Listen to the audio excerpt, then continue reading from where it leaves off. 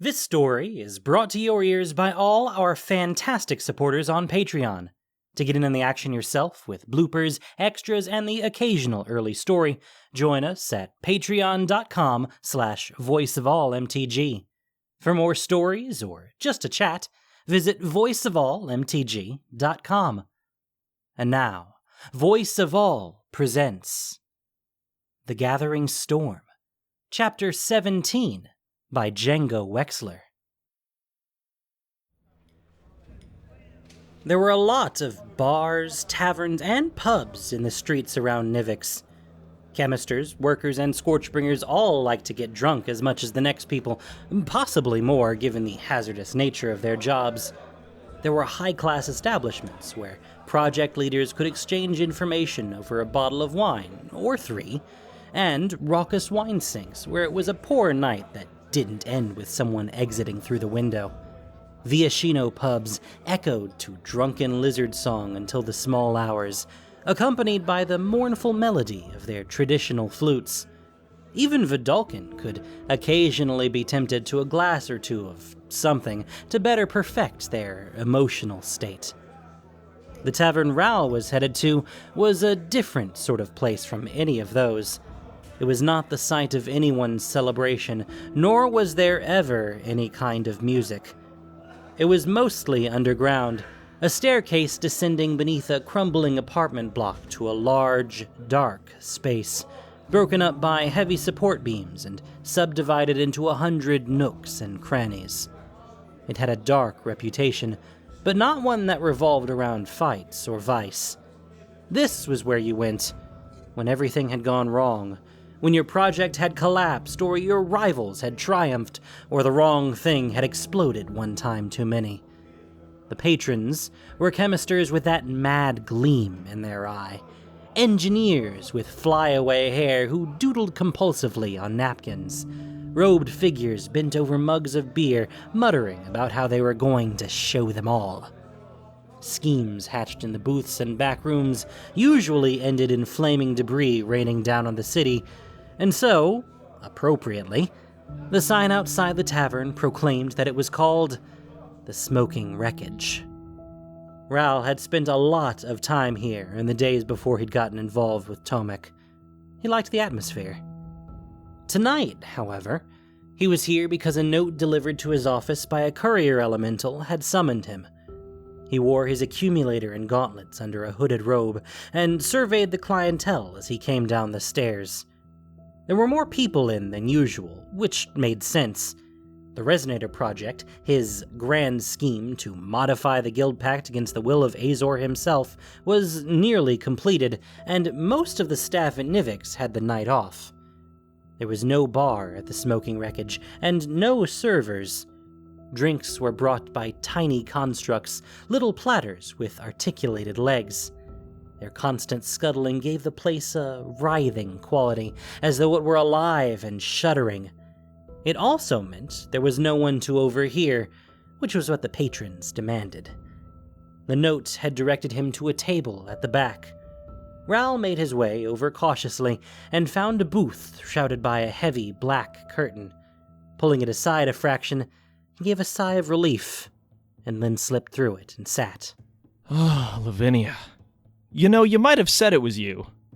And risk my note being intercepted. A good way to get ambushed. Lavinia leaned across the table and twitched the curtain closed. You're a hard man to meet these days, Raoul. Don't spend much time alone. Yeah, I've been busy. I'm still busy, saving the city and all that. After the disaster at the Guild Summit, someone has to. I know. Lavinia lowered her head, and there was genuine pain in her expression. I failed. Raoul shook his head. You told us to be careful about Vraska. I let my feelings blind me. A great many mistakes were made. Lavinia put her hands on the table. But thanks to you, it's not over yet. And so I still have work to do. Lavinia, Raoul noticed, was not looking her best. Her hair was snarled and greasy, as though she hadn't washed for days, and her skin was caked with soot. Her clothes, carefully nondescript, were rumpled and stained, and there were dark circles under her eyes. How long has it been since you've slept? Does it matter? Bolus is coming. We're out of time. Ral stiffened. When? Tonight, I think. She rubbed her face. I've broken some of his agents' codes. I'm on the trail of their leader, but I think he's made me. That's why I needed to see you. Tonight? Ral's mind whirled. Close. We're so close. The resonators were finished, the alignments completed. There were more checks, last-minute adjustments. We can make it. I'll have my people cut some corners if they have to, but we'll get it done. I'll tell Niv Mizzet we have to power up the machine at once. Good. Lavinia slumped back in her seat. That's good. At least we have a chance. Come back with me. You were there at the beginning of this whole project. You should be there at the end. She shook her head. Can't. I've almost got him. The agent? Lavinia nodded. I'll take him tonight. One less threat. The last thing we need once Bolus turns up is a dagger in the back. Do you know who it is? Not yet, but I will. I have a suspicion. Tezzeret. Ral wasn't certain he was still on Ravnica, but it seemed logical that he would be coordinating Bolus's spies. Be careful. If you're dealing with who I think you are, he's very dangerous. Believe me, I know. I've been following him long enough that I'm familiar with his methods. Do you need backup? It would only tip him off. She got to her feet. You do your job, Ral, and let me do mine. I will not fail again. Ral gave a slow nod. Good luck, then. If we survive, I owe you a drink. Good luck. Lavinia gave him the ghost of a smile. If we survive, I'll take you up on that.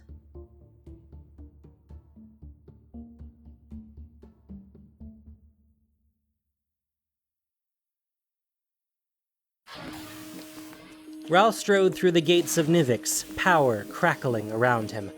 Arcs of lightning briefly connected him to the iron doorframe, worms of crackling white light crawling across the brackets of the torches as he passed.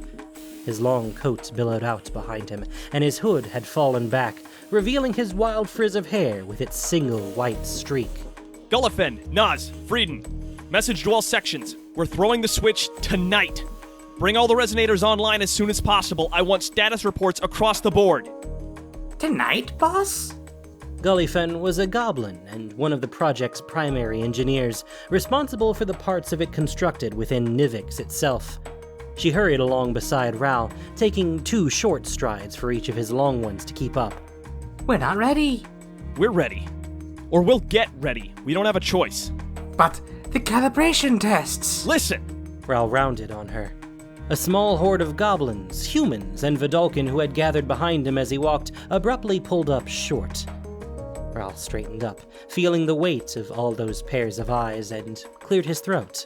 If we don't activate this machine tonight, then a dragon so old he is practically a god is going to come to Ravnica and make damn sure we don't get the chance to turn it on tomorrow. Do you understand?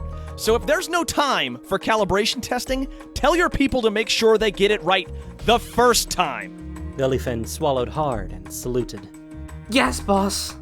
The crowd blew apart like a dandelion puff, workers and chemisters running in every direction. Some were headed for the bowels of Nivix, where the vast Mizium coils that would power the central node were housed. Others hurried off to subsidiary stations, or went to send messages to the other stations.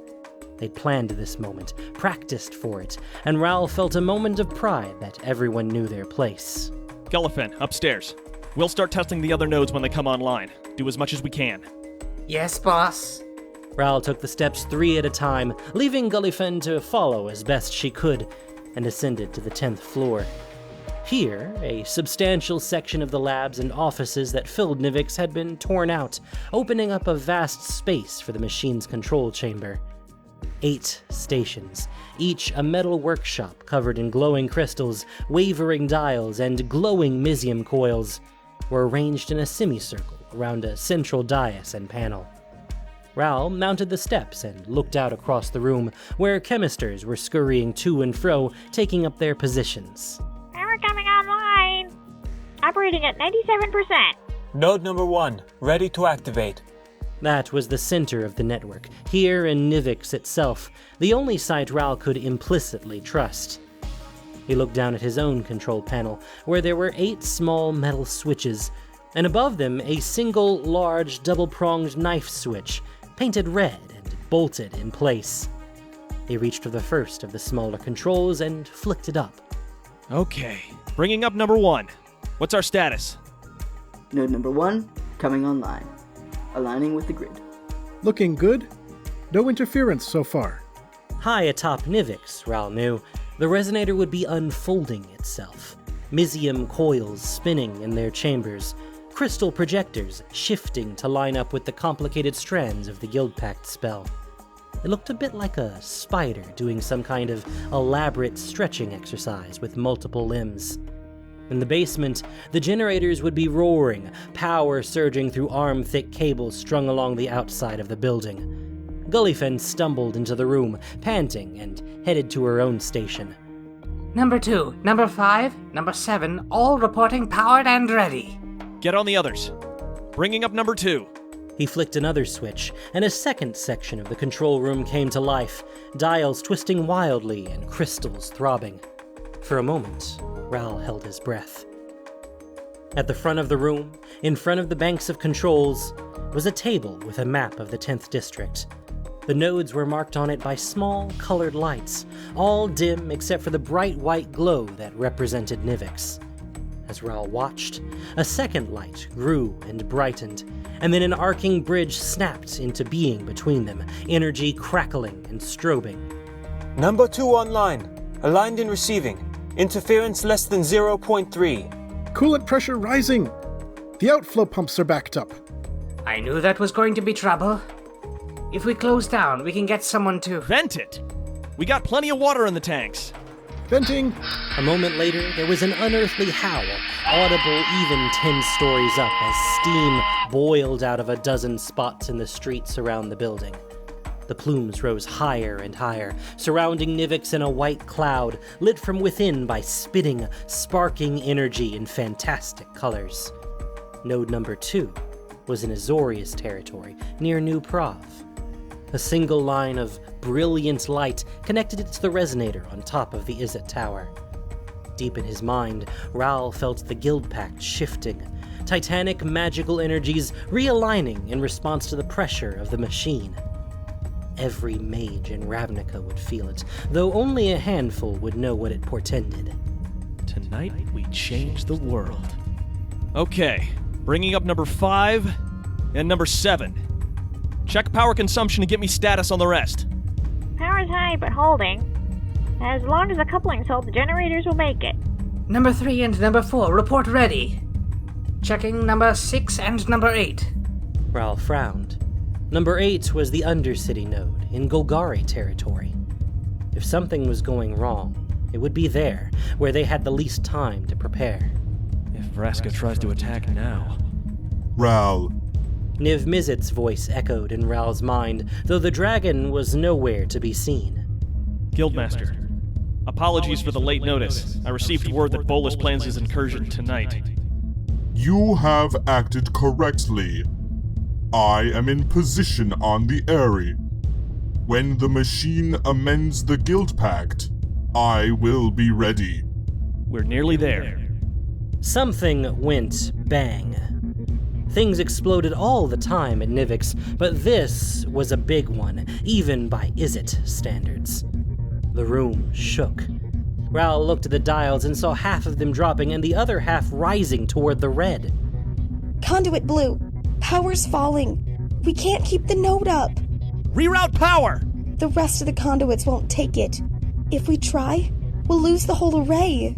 Blow every last damn one of them before we lose that node. We only get one shot at this, understand? Wait. I can handle this. The break's down on the 2nd floor. We can send power through the laboratory systems. Do it. And hurry. I'm bringing up the rest of the nodes. All stations report ready. Gullifen dashed out of the room, a couple of other goblins at her heels. Ral ran a hand across the row of switches, flipping them all on one after another. Down below, every crystal was glowing. The techs shouted at one another, hardly looking back at him now. Number 8 online. Number 6 coming up. Watch that resonance. Interference rising to 0.9. On the map, glowing lines reached out from Nivix, the spider on the roof spreading burning legs wide across the city. Raoul watched them grow brighter with half his attention, while the rest was on the dials indicating power in the central node, which was still dropping. Get ready to reroute, if Gullifton doesn't make it. Lone conduit coming back up.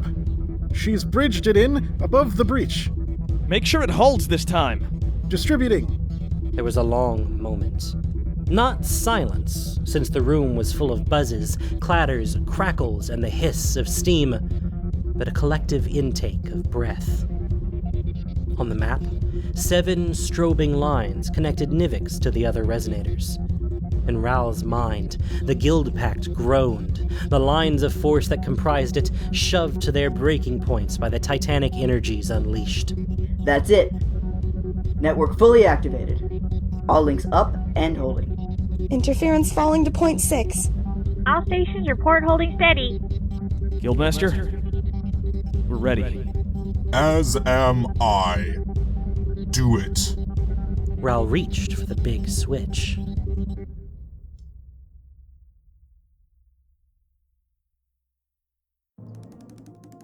Lavinia pounded down the narrow alley, her worn boots splashing through noisome puddles. Overhead, lights shifted and glowed in the sky. Nivix, looming against the horizon, was surrounded by a boiling cloud of steam. Arcs of energy, like titanic lightning bolts stretching over miles, flickered between it and the sights in the rest of the 10th District. Thunder boomed and roiled continuously under a blanket of thick, dark cloud. The ordinary citizens of Ravnica, the ungilded and the rank and file of every guild, were in for a terrifying night no matter what happened. There had been no way to warn them about what was going to happen, not without tipping their hand to Bolus's agents. But that ends tonight. Lavinia's hand brushed the hilt of her sword. No more sneaking around. Ahead of her, the robed figure turned left, just as she'd expected. He was heading for a certain disused stable, a stone building he used for his meetings. Lavinia had finally broken enough of his codes to figure out for certain where he was going to be, and the stable was now packed with Azorius arresters. More troops were arrayed in the surrounding streets to keep Bolus's agent from escaping. We need to know what he knows. She glanced overhead and caught one of Dovinbon's thopters looking down at her, outlined against the shifting light show above. She made the turn, carefully inching around the corner of a brick building. Bolus's agent was striding confidently ahead, not bothering to check if he was being followed. When he reached the door at the end of the alley, he reached out for it, and the twisting light gleamed on bulbous metal.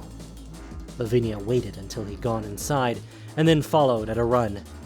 She yanked the door open herself, shielding her eyes from the expected glow of dozens of lanterns. Instead, the stable was dark. It was a long, empty space, stalls long ago broken down for firewood. The only sign of its old purpose, a lingering smell of dung. Her quarry stood alone in the center of it, his back to her, arms folded. Of the backup the guild had promised her, there was no sign at all. Something is very wrong. But it was too late to back off now. She loosened her sword in its scabbard. The Thopters were there, at least. They know what's going on. You're quite good at this. Bolus's agent turned around, pushing back his hood. He was a tall, weathered man with dark dreadlocks. Following people, I mean. Stay where you are. Am I under arrest? He gave a humorless smile. Lavinia, formerly of the Azorius. I don't believe you have the authority to arrest anyone anymore. The authorities will be along in a moment. In the meantime, I have some questions for you. Very bold. He raised his right hand. His fingers were steel talons, stretching from a twisted metal claw. I suppose you've earned some answers. Who are you? My name is Tezzeret, and as you have guessed, I work for Nicobolus. Who are your agents in the guilds? How much do you know about what's happening tonight? How did you suborn Glademaster Garo of Selesnya? So many questions. Perhaps a demonstration is in order. He waved his clawed hand, and in the shadowy corners of the stables, lights blinked on. Things began to stir. Spindly, multi-armed constructs with spidery legs and long, bladed arms. 4 of them straightened up, each taller than a man, and advanced to box Lavinia in. Beside Tezzeret, something flickered, a vague shape in the air like nearly solid mist. Lavinia couldn't make out much, but there was the suggestion of a face and the curving arc of horns. Glademaster Garo, as you might imagine, was strong-willed. When it comes to someone of weak mind, or in dire circumstances, my associate can take direct action. In other cases, I provide a little assistance. He twitched the fingers of his metal hand, and the constructs closed in. Lavinia tensed, drew her sword, and spun, slamming against one of the pair behind her. If I can get back to the door, make him chase me, then the Thopters will pick us up. Where her backup had gone, she had no idea, but they had to be somewhere nearby. The construct blocked her strike with 2 scythe-like arms, its spindly body sliding backward along the stable floor with the force of her blow. Lavinia spun away from it, wickedly fast, and aimed a cut at another of the machines, hitting one of its knee joints. Metal buckled, and the construct stumbled drunkenly. It remained in her way, though, its razor arms swinging wildly, and she had to back off. The 2 behind her took that opportunity to pounce. Pain lanced through her as a thin-bladed scythe struck her sword arm, fixing it in place like an insect pinned in a collector's box. Another blade pinioned her leg, and she dropped to one knee, gritting her teeth to keep from screaming. The construct twisted its blade, and the pain ratcheted upward. Her sword clattered to the floor. You won't get away. Lavinia glared up at Tezzeret. The Azorius will find you. Oh my dear, how little you understand. He glanced sideways at the hovering apparition. I could kill you, but it seems like a waste. I always believe in being efficient, so hold still. He reached into a pouch and produced a metal half-collar, angular and ugly with spiky protrusions. Lavinia could feel power running off of it in waves, vicious and bloody, and she tried to scramble away, only to be pinned in place by the constructs with a fresh wave of pain. Tezzeret grabbed her chin with his metal hand, grip inhumanly strong, and gently pressed the thing around her throat. For the strong-willed, as I said, the process requires my assistance. Tezzeret stepped back, and the shimmering, intangible shape moved in. And I'm afraid, a great deal of pain. Lavinia screamed.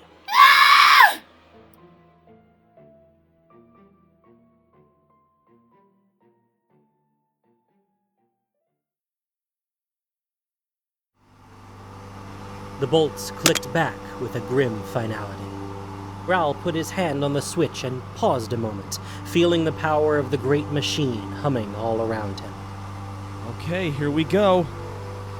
Activating primary resonance. Electricity crackled across him, crawling along the switch as he pulled it down. It closed with a satisfying clunk, and all at once the omnipresent whine of machinery rose to a new pitch. With his magical senses, Raoul felt the Guild Pact straining, Azor's ancient strictures pushing back against this intrusion. But the energy the machine harnessed was titanic, and the magic began to give. Slowly at first, but bit by bit. Down among the technicians, something exploded with an almighty bang. Raoul heard bits of metal and crystal ping off the walls, and felt something tug at his cheek. Another blast followed, and another. The lights in the chamber went out, and screams rose in darkness, illuminated only by the glow of spreading fires and instrument displays. Status! What in the hell is going on? Lost primary power. Surge blew the board. No reports coming It in. won't stop. Someone... Ral, it has gone wrong. Yeah, I know. I'll fix it. Gullifed, get me something on the other sites. Send runners if you have to. Tox, go down to the generators, check the output. We'll bypass the main board. I need light! Ral raised his hands, and electricity arced from his fingers to the lamps hanging overhead, turning them into writhing, crackling globes of lightning. By this shifting radiance, he could see that one end of the 8-part instrument panel was a shambles. Something, several somethings, had exploded in the second section, overturning tables and shattering gear in the adjacent nodes. Damn it, damn it, damn it! Just getting cleaned up would take time. If it damaged the external nodes. Gullifen! She's here, sir. Something in her tone made Ral fall silent. Gullifen lay on the floor for control enclosure, at the center of a spreading pool of blood. 2 other goblins sat beside her, one pressing a cloth to her throat, where a shard of flying metal had laid her throat open. The task was clearly hopeless. The cloth was already soaked through with crimson, and more blood pumped through it with every heartbeat. So much blood. Who would have thought such a small body could hold so much? Gullifen blinked, gaped like a landed fish, and died with a shudder. The 2 goblins beside her sat back, and Ral became aware the rest of the room was watching. Several of the other techs had injuries, too. Someone tell me what just happened. Now! We got a surge through the connection to node number 2. I'm certain of it. The link spiked, and that blew the accumulator here. It came from their side? That's impossible! The resonators are all controlled from here. Even if the damn thing blew up, the link should have cut out, not gone wild. Check it again. Not impossible. Niv's mental voice rumbled in Ral's head, and from the startled expressions on the faces of the techs, Ral guessed that everyone present heard it too. This is no accidental failure. The second node is in Azorius territory. Dovin Bond has betrayed us.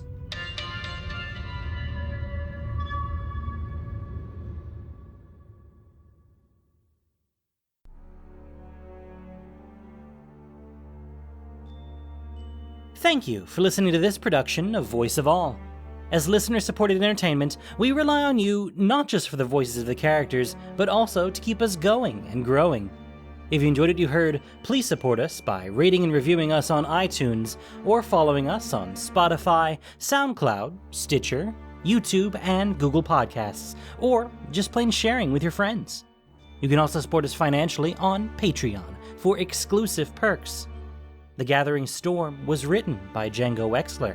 The podcast was produced and edited by Gendo Okeshi, with sound editing by Grace Noir.